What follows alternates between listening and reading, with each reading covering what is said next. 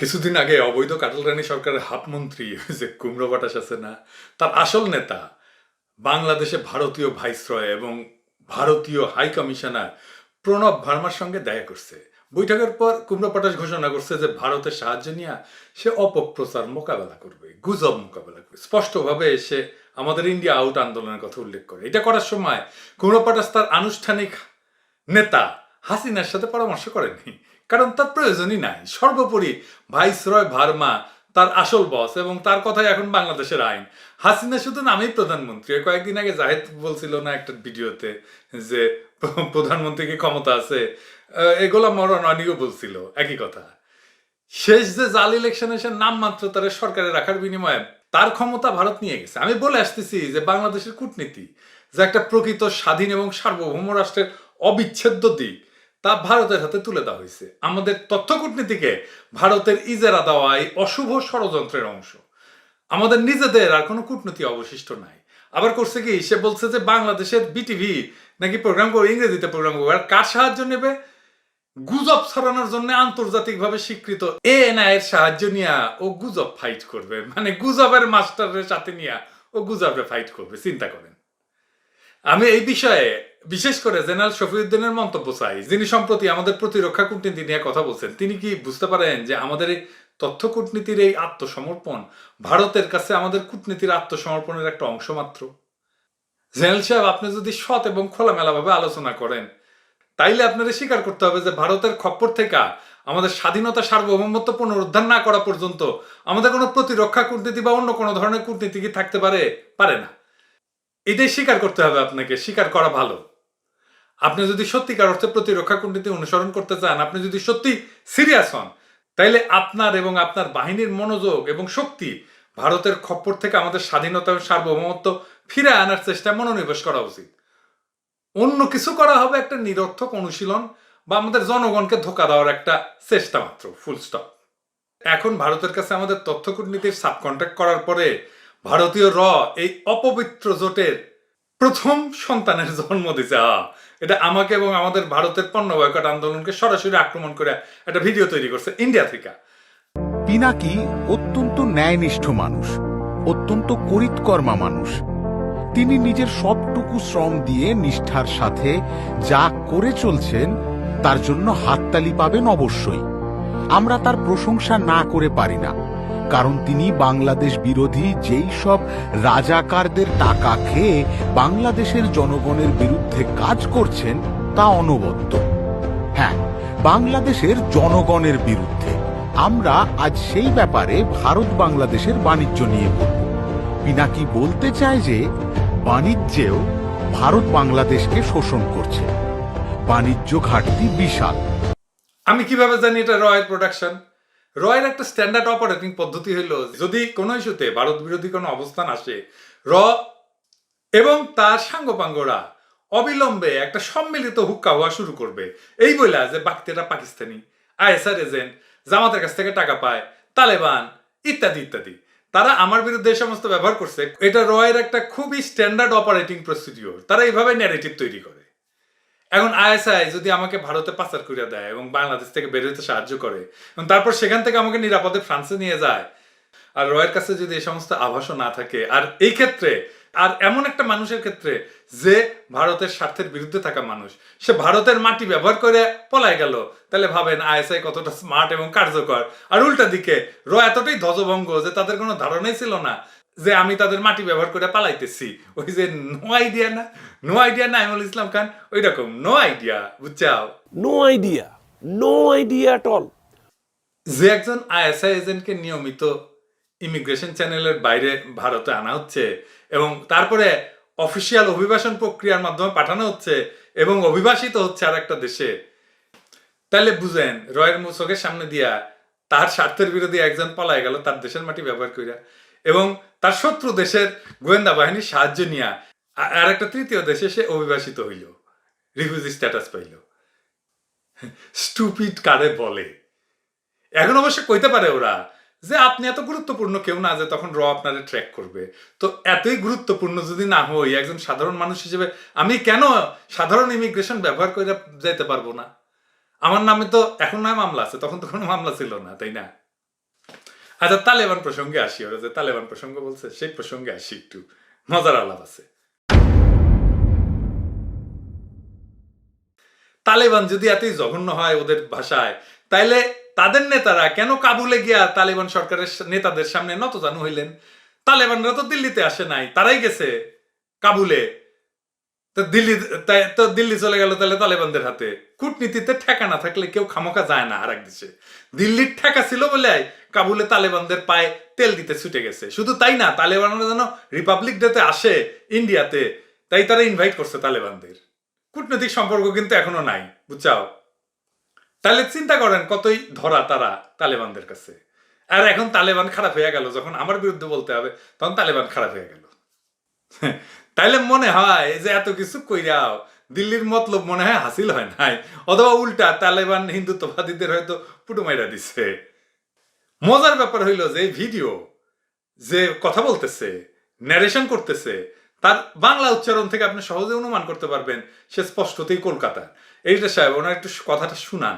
পিনাকি অত্যন্ত ন্যায়নিষ্ঠ মানুষ, অত্যন্ত করিতকর্মা মানুষ।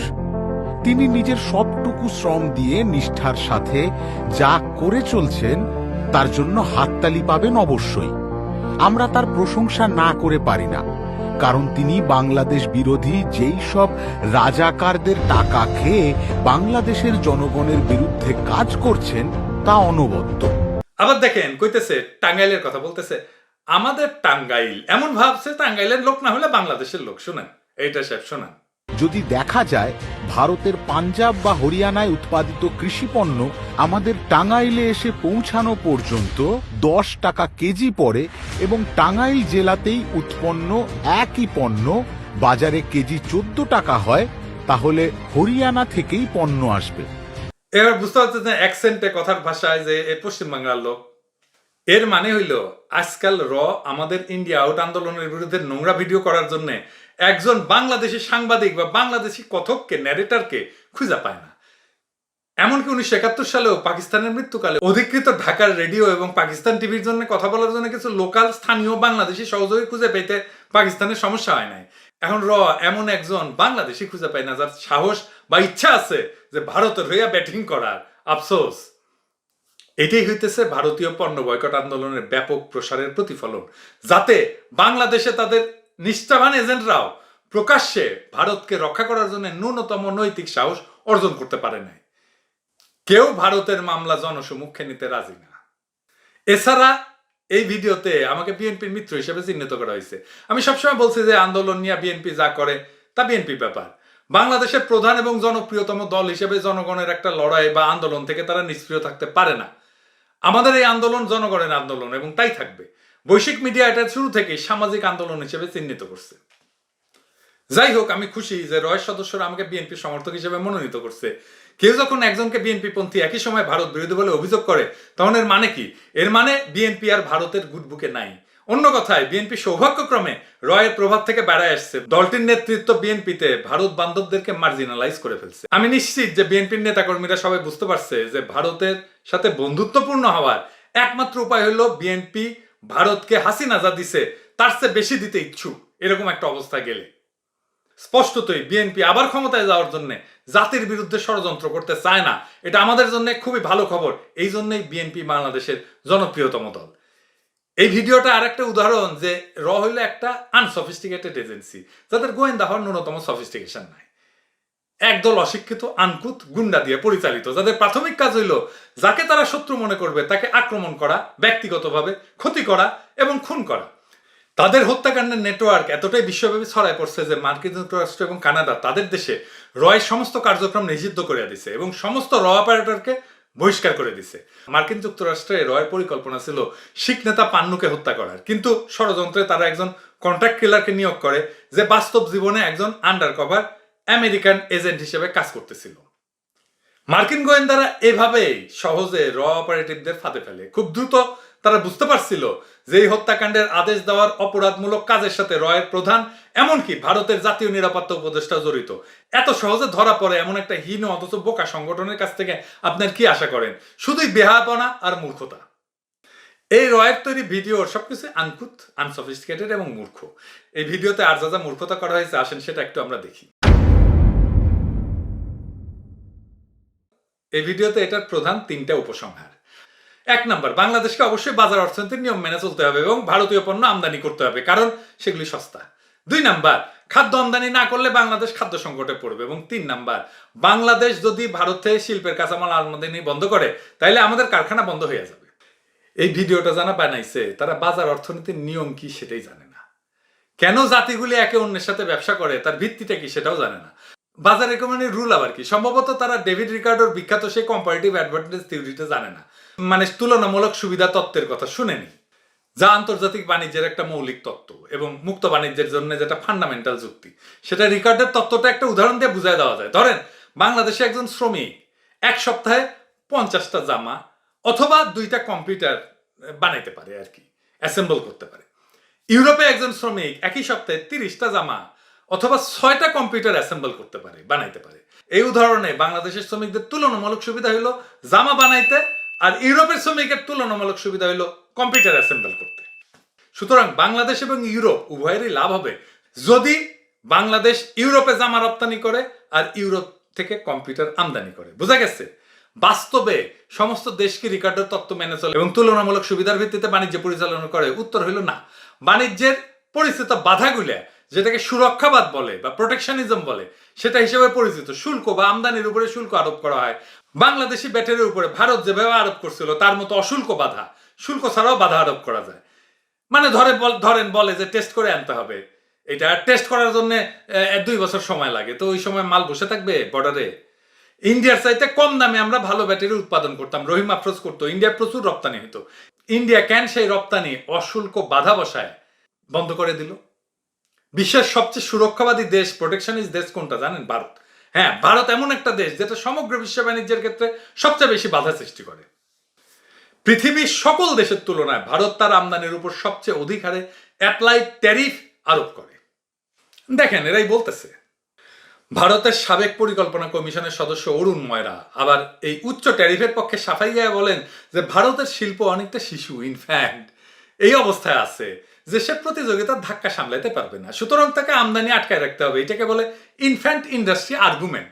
এখন তারা বাচ্চা হইয়া যায়, যখন তার প্রোটেকশনের কথা আসে তখন তারা বাচ্চা হইয়া যায়, কান্নাকাটি শুরু করে দেয়।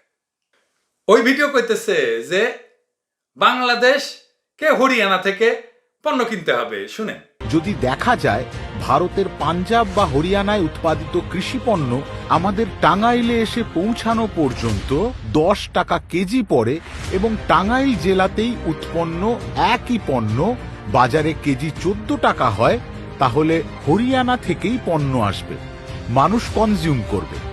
এর মধ্যে কোনো রাজনীতি, সাম্প্রদায়িকতা শত চেষ্টা করেও ঢোকানো যাবে না, কারণ হরিয়ানায় পণ্য সস্তা। আরে রয়ের বাচ্চা, ইন্ডিয়া নিজে এটা করে না। ইন্ডিয়া তো নিজে সস্তা পণ্য কেনে না বাইরে থেকে, অন্য দেশ থেকে। এই যে মুক্ত বাণিজ্য, ইন্ডিয়া একমাত্র দেশ যে নানা ক্ষেত্রে বাধা সৃষ্টি করে মুক্ত বাণিজ্যের ক্ষেত্রে। কিন্তু বলতেছে যে বাংলাদেশকে ফ্রি ট্রেড করতে হবে ইন্ডিয়ার সাথে। কি আবদার! বাংলাদেশ কেন ইনফ্যান্ট ইন্ডাস্ট্রি আর্গুমেন্ট দিয়ে ভারতের থেকে আমদানি কমাইতে পারবে না? নাকি মনে করে ভারতের জন্য এক নিয়ম আর বাংলাদেশের জন্য উল্টা নিয়ম? নাকি বাংলাদেশের ইন্ডাস্ট্রি ভারতের চাইতে বড় তালেবর হয়ে গেছে যে সে তাকে প্রোটেকশন দেওয়ার দরকার নেই? আমি আমার ভিডিওতে বলছি না যে বিজেপির যে পলিসি সেটা হচ্ছে আত্মনির্ভর ভারত, এবং সে তার বাজারে অন্য দেশের পণ্য ঢুকতে বাধা দেওয়ার ক্ষেত্রে অতিরিক্ত উৎসাহী। ভারতেরও কোনো গবেষক একই কথা বলছেন। তো ভারতের আত্মনির্ভর ভারতের মূল উপজীব্য কি, মূল নীতি কি? এই নীতির মূল বিষয়বস্তু হলো ভারতের মধ্যেই সবকিছু উৎপাদন করবে এবং অন্য দেশ থেকে আমদানি করবে না, বরং তার সমস্ত উদ্বৃত্ত অন্য দেশে রপ্তানি করবে। তো এখন তুমি আমার কাছ থেকে না কিনলে আমি তোমার কাছ থেকে কিনবো কেন? খুবই সরল যুক্তি, কিন্তু ওইটা ওদের গোবর ভরা কাঁচা মাথায় ঢোকে না। আমি আর একটা ভিডিওতে ইতিমধ্যে এবং অন্যান্য বিজেপির চাড্ডিদের এই ভুয়া দাবিকে অ্যাড্রেস করছি। যে তারা বলছিল যে আমরা যদি ভারত থেকে খাদ্য আমদানি না করি তাহলে আমরা খাদ্য সংকটে পড়বো। প্রথমে আমরা আমাদের টাকা দিয়ে ভারত থেকে কিনি, ভারত আমাদের খাবার মাগনা দেয় না। আমরা আমাদের নিজেদের কঠিন পরিশ্রম কইরা আয় করা ডলার দিয়ে কিনি, এবং আমরা যে কোনো জায়গা থেকে এটা কিনবো। কেন ভারত থেকে কিনতে হবে? আমার টাকা, আমার ইচ্ছা, আমি কোথা থেকে কিনবো? ইন্ডিয়া এটা নিয়ে কথা বলার কে? আর খাদ্য ঘাটতির কথা বলে ভারতের তুলনায় বাংলাদেশের অবস্থান অনেক উঁচুতে। বিশ্ব ক্ষুধা সূচকে আমাদের নিচে 30টা দেশ, ভারতের অবস্থা সাব সাহারান আফ্রিকার দুর্ভিক্ষপীড়িত দেশগুলোর কাছাকাছি। প্রত্যেক 5 জনের একজন ভারতীয় শিশু পুষ্টির অভাবে বড় হইতে পারে না। খাদ্য গ্রহণের এমন নৈরাশ্যজনক রেকর্ডের সাথে খাদ্য নিরাপত্তা সম্পর্কে আমাদের লেকচার দেওয়াকে ইন্ডিয়ার মানায়? তাদের নিজেদের দুর্ভিক্ষ স্তরের খাদ্য নিরাপত্তাহীনতার কথা মাথায় রাখা উচিত, কিন্তু তাদের তো লজ্জা নাই। ভারত আসলে খাবারের নামে আমাদের কাছে কি বিক্রি করে? ইউরোপিয়ান ইউনিয়ন এবং সিঙ্গাপুরে ক্যান্সার সৃষ্টিকারী খাবার রপ্তানি করে বলে এটা আবিষ্কৃত হয়েছে। প্রচুর খাবার, একটা দুইটা না। ইউরোপে, সিঙ্গাপুরে, হংকংয়ে, ইন্ডিয়া তাদের সবচেয়ে ভালো খাবারগুলো পাঠায়, ঠিক কিনা বলেন? সেইটাই ক্যান্সার সৃষ্টিকারী, সেটাই বিষাক্ত। আর ভারত সবচেয়ে খারাপ খাবারগুলো কোথায় পাঠায়? বাংলাদেশে পাঠায়। চিন্তা করে দেখেন কি খারাপ বিষাক্ত খাবার তারা আমাদের কাছে রপ্তানি করছে। হংকং, সিঙ্গাপুরেও তো ব্যান করে দিছে ইন্ডিয়ান মশলা। তো আমরা তো ঠিকই কাজ করতেছি বয়কট কইরা। ইন্ডিয়ান খাদ্য সামগ্রী আর মশলা কি আদৌ আমাদের খাওয়া উচিত? আমরা তো মানুষের স্বাস্থ্য রক্ষাও করতেছি এই বয়কট কইরা। ইন্ডিয়া ইচ্ছাকৃতভাবে ক্যান্সার সৃষ্টিকারী মশলা এবং অত্যন্ত নিম্নমানের দূষিত খাদ্য সামগ্রী বাংলাদেশে পাঠায় এবং আমাদের জনগণকে, আমাদের দেশকে, আমাদের শরীরকে বিষাক্ত করে। তারপরে আমাদের অসুস্থ মানুষদেরকে চিকিৎসার জন্য ভারতে নিয়ে যায়। সর্প হইয়াও দংশন করে আর ওঝা হইয়া ঝাড়ে। ভারতে উৎপাদিত কোনো খাদ্যদ্রব্য বাংলাদেশে এবং বাকি বিশ্বের কারোই ব্যবহার করা উচিত না, যদিও সেগুলো বিনামূল্যেও দেওয়া হয়, কারণ এই খাবারগুলি মৃত্যুর দুধ ছাড়া আর কিছু না। দ্বিতীয়ত, ভারত তার বাণিজ্যকে আমাদের বিরুদ্ধে অস্ত্র হিসেবে ব্যবহার করে। আমরা দেখছি অতীতে তারা কিভাবে রপ্তানির উপর নিষেধাজ্ঞা জারি করছিল এবং আমাদের অসুবিধা সৃষ্টি করছিল। আমরা অবশ্যই দ্রুত কাটায় উঠছি সেই সমস্যা। পেঁয়াজ নিয়ে, আলু নিয়ে, চাল নিয়ে প্রায় এটা করে, তাই না? গরু নিয়েও করছে। দুনিয়াতে সবচেয়ে বেশি গরুর মাংস রপ্তানি করে যেই দেশ, সেই দেশ আমাদের দেশে গরু দিবে না। যদিও বুড়া গরু টেস্ট নাই, ভালো হয়েছে না পাঠায়। আমাদের দেশি গরুর উৎপাদন বাড়ছে। এখন চিন্তা করেন, ভারত যদি হঠাৎ করে আগামীকাল বাংলাদেশের শিল্পের কাঁচামাল রপ্তানি বন্ধ করার সিদ্ধান্ত নেয়, আমাদের শিল্পের উৎপাদন এবং রপ্তানিতে গুরুতর সমস্যা সৃষ্টি হবে, এটা সত্য। যদি আমাদের বয়কট আন্দোলন আরো জোরালো হয়, যা হবে, ভারত আমাদের শাস্তি দিতে এই অস্ত্র ব্যবহার করতে পারে। এই ভিডিওতে ভারত এই বলে একটা অন্ধকার ইঙ্গিত কিন্তু দিছে যে ভারতীয় কাঁচামাল পাওয়া না গেলে আমাদের শিল্পগুলি মুখ থুবড়ায় পড়বে। বাস্তবতা হলো ভারত থেকে বেনাপোল পেট্রোপোল দিয়ে যে শিল্পের কাঁচামাল আসে তা বন্ধ হয়ে গেলে বাংলাদেশের শিল্প উৎপাদন রাতারাতি মুখ থুবড়ে পড়বে। তার মানে কি? সে তার বাণিজ্যকে, সে তার পণ্যকে অস্ত্র হিসেবে ব্যবহার করতেছে। কোনোদিন কি আমাদের উচিত একটা উৎস থেকে আর আমদানি করা, ভারত থেকে আর আমদানি করা? এই কারণে আমাদের ইন্ডাস্ট্রির নেতাদের এই ধরনের জঘন্য হুমকি থেকে রক্ষা করা, এই ধরনের ভারতীয় পদক্ষেপের বিরুদ্ধে কার্যকরভাবে প্রস্তুতি নেওয়ার জন্য যত দ্রুত সম্ভব তাদের কাঁচামাল আমদানিতে বৈচিত্র্য আনা অত্যন্ত গুরুত্বপূর্ণ। এটা আমাদের উদ্যোক্তা এবং শ্রমিকদের তাৎক্ষণিক স্বার্থের জন্য খুবই জরুরি, যেটাকে বলে ডাইভার্সিফিকেশন, ইম্পোর্ট ডাইভার্সিফিকেশন। আমাদের আমদানির উৎস যদি একটা মাত্র দেশ হয়, তাহলে এইভাবেই বাণিজ্যকে অস্ত্র হিসাবে ব্যবহার করবে এবং তার ইঙ্গিতেই তারা দিছে। আমরা জানি আমাদের কিছু রপ্তানিমুখী শিল্পে ভারতীয়রা কাজ করে। এটা খুবই সম্ভব যে এর মাধ্যমে অনুপ্রবেশ করছে। এদের অনেকেই এর কাজ করে। তারা নাশকতাও ঘটাইতে পারে। এদেরকে নিউট্রালাইজ করার জন্য আমাদের ক্ষমতার মধ্যে যা কিছু আছে সবকিছু করতে হবে। এই সমস্ত লোকজনদেরকে বাংলাদেশ থেকে বের করে দিতে হবে। এটা না হওয়া পর্যন্ত বিদেশি কর্মচারীরা কি কি কাজ করতেছে তার প্রতি আমাদের অবশ্যই মনোযোগ দিতে হবে। আমাদের গোয়েন্দাদের এই বিষয়ে খেয়াল রাখতে হবে। যারা বলেন ইন্ডিয়া থেকে ট্রাকে করে মাল আনা সস্তা, তাদের বলি মায়ানমারের বর্ডারে চীন এসে গেছে। আমরা চীন থেকে ট্রাকে করে মাল আনবো, আমাদের মাল আরো সস্তাই শুধু হবে না, উন্নত মানেরও হবে। ফাইনালি একটা সুসংবাদ দিই। এই নিউজটা দেখেন, ডেইলি স্টারের নিউজ কইতেছে গত 7 বছরের মধ্যে প্যারাসুটের কোম্পানি যেটা ম্যারিকো, তার গ্রোথ মানে প্রবৃদ্ধি সর্বনিম্ন। জয় বাংলা হয়ে গেছে। একটা পণ্য প্যারাসুট জয় বাংলা হওয়াতে পুরো কোম্পানিতে 10 নামছে। সাবাস বাংলাদেশ, 3 মাসে প্যারাসুট জয় বাংলা। কোভিডের সময় তারা এই দুরবস্থায় পড়েন, এই নিউজেই বলছে। যদিও প্যারাসুট বলতেছে বর্তমান পরিস্থিতির কারণে এই অবস্থা। তাও কি পরিস্থিতিতে তাদেরই অবস্থা হলো সেটা মুখ ফুইটা বলতেছে না। এরা পুঁজি তোলে বাংলাদেশের স্টক মার্কেট থেকে। মাছের তেলে মাছ ভাজা ভালোই চলতেছিল। যারা ম্যারিকোর শেয়ার টেয়ার কিনেছিলেন তাড়াতাড়ি বেচে দেন সামে চিকনে, না হলে শেয়ারের কাগজ কিন্তু তেজপাতা হয়ে যাবে। কিভাবে জয় বাংলা হইতেছে দেখতেছেন তো। আমরা এইভাবে একে একে ইন্ডিয়ান কোম্পানিকে বাংলাদেশ থেকে তাড়াবো। বয়কটে নাকি কিছু হয় না, বয়কটে নাকি কোনো প্রভাব নাই। আমরা নিজেরা, সেই সাথে আমাদের জনগণ আরো বেশি আত্মবিশ্বাসী। এখন এই বয়কট চলবে ততদিন পর্যন্ত যতদিন ইন্ডিয়া তার দাস কাঁঠাল রানীকে রাজনৈতিক আর কূটনৈতিক সমর্থন দেওয়া বন্ধ না করবে। সমস্ত আন্তর্জাতিক শক্তি বাংলাদেশের তত্ত্বাবধায়ক সরকারের অধীনে অবাধ আর নিরপেক্ষ নির্বাচনের যে উদ্যোগ নিছিল সেটা ইন্ডিয়া বাগড়া দিছে। ওয়াশিংটন পোস্টের এই নিউজ অনুবাদ করে ছাপাইছে। এখানেই সেটার স্বীকৃতি আছে। তারা স্বীকার গেছে যে ইন্ডিয়া এটা বাগড়া দিছে। এনে বলে ভারত মনে করে শেখ হাসিনার দুর্বলতা যতই থাকুক না কেন তার বিকল্প হবে আরো খারাপ। শেষবার বিএনপি ক্ষমতায় থাকার সময় বাংলাদেশে হিন্দু সংখ্যালঘুদের উপরে হামলার ব্যাপারে নীরব ছিল দলটি। পাশাপাশি ভারতীয় বিচ্ছিন্নতাবাদী ও সন্ত্রাসী গোষ্ঠীগুলোকে আশ্রয় দিয়েছিল তারা। বিএনপি দীর্ঘদিন ধরে ইসলামপন্থী দল জামাত ইসলামীর সাথে জোটবদ্ধ। এই দলটি বাংলাদেশের 1971 সালের স্বাধীনতা যুদ্ধের সময় বেসামরিক নাগরিকদের বিরুদ্ধে অকথ্য নৃশংসতার সঙ্গে যুক্ত ছিল। ভারত তাই আর বিএনপি সরকারকে আর একবার সুযোগ দিতে রাজি নয়। এই কথাটা ভালো করে খেয়াল রাখেন। বাংলাদেশের জনগণ না, ভারত বিএনপিকে সুযোগ দিবে। কত বড় দুশ্মনী, কত বড় আস্পর্ধা বাংলাদেশের জনগণের সঙ্গে। তো এখন ঠেলা সামলা। আমাদের নাই ভোটাধিকার, আমাদের নাই নাগরিক অধিকার, আমাদের দেশে কে ক্ষমতায় থাকবে সেটা ঠিক করে দেবে ভারত। আমরা রাজপথের আন্দোলন সংগ্রাম করতে পারবো না। তো আমরা কি করব? একটা কাজ পারবো, তা হচ্ছে আমাদের পকেটের টাকায় দুশ্মনের পণ্য কিনবো না।